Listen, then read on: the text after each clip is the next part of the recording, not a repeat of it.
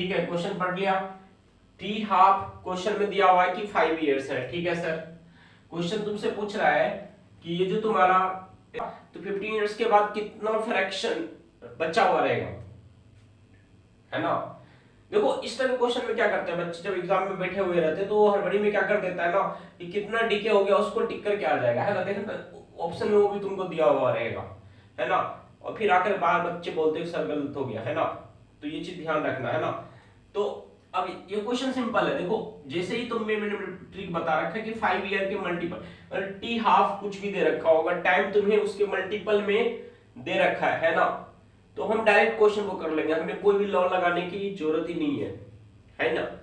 तो हमने क्या किया, 5 देखो सर 5 इंटू 3 15 होता है सर। मतलब कि अपन क्या होगा, मान लो स्टार्टिंग में ए नोट रहा होगा, है ना। ये T half, okay, T half मतलब कि 5 इयर्स के बाद ये क्या हो जाएगा, ए नोट बाई 2 बचा हुआ रहेगा, ए नोट बाई 2 बचा हुआ रहेगा। क्लियर, ए नोट बाई 2 बचा हुआ रहेगा। मतलब कि ए नोट बाई 2 हमारे पास क्या हो चुका होगा, डीके हो चुका होगा। ठीक है, ए नोट बाई 2 डीके हो चुका होगा। ठीक है, अब फिर से 5 इयर्स के बाद, 5 इयर्स के बाद ये फिर से 5 इयर्स के बाद अब ये a naught by 2, a naught by 2 का हाफ क्या होगा, डीके हो जाएगा, है ना। ए नोट बाई 2 का हाफ तुम्हारे पास क्या हो जाएगा, डीके हो जाएगा, है कि नहीं है। तो कितना डीके हो जाएगा, ए नोट बाई 4,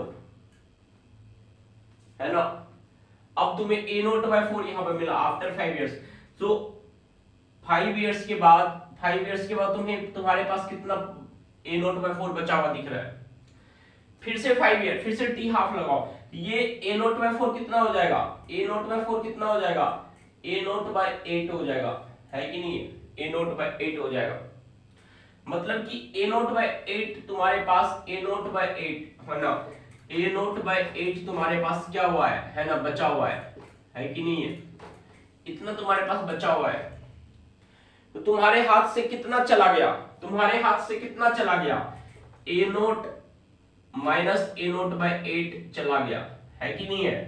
तो तुम्हारे हाथ से क्या चला गया, 8 ए naught minus a note 7 A note, मतलब कि क्या होगा 7 बाई 8 ऑफ ए नोट चला गया, ये अब तुम्हारे पास नहीं है। इस क्वेश्चन में क्या पूछा है, यही पूछा है कि कितना डिके हो गया, कितना डिके हो गया। सो 7 बाई 8 डिके हो गया। कितना बचा हुआ है, कितना बचा हुआ है, 1 बाई 8 बचा हुआ है। तो इसी क्वेश्चन में अगर पूछता कि कितना बचा हुआ है, तब हम किस ऑप्शन के साथ जाते हैं, 1 बाई 8 के साथ जाते हैं। इस क्वेश्चन में पूछा कितना डिके हो गया है, तो किस ऑप्शन के साथ जाएंगे, 7 बाई 8 ऑप्शन के साथ जाएंगे। कॉन्सेप्ट समझ में आ रहा है। तो इस तरह के कोई भी क्वेश्चन जेईई मेंस में आता है तो तुमको घबराना नहीं है, क्वेश्चन को आराम से पढ़ो, क्वेश्चन के आंसर तक पहुंच जाओगे। चाहे क्वेश्चन जेईई मेंस में आता हो या नीट एग्जामिनेशन में आता हो, easily you can manage that. Thank you.